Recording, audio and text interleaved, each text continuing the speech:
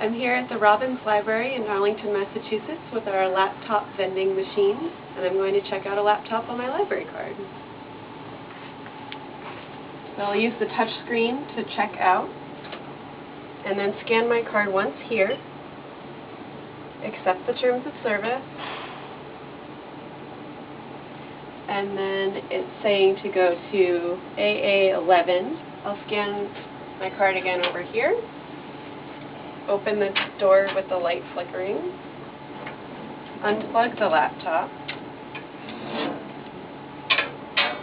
and shut the door behind it, and then take a receipt that will tell me when it's due back,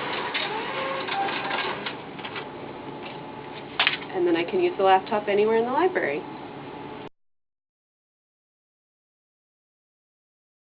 When I come back, I just touch return, scan my card again,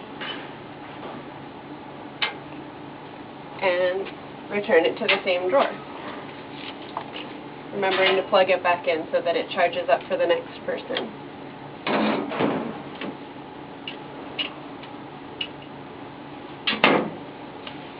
And finish.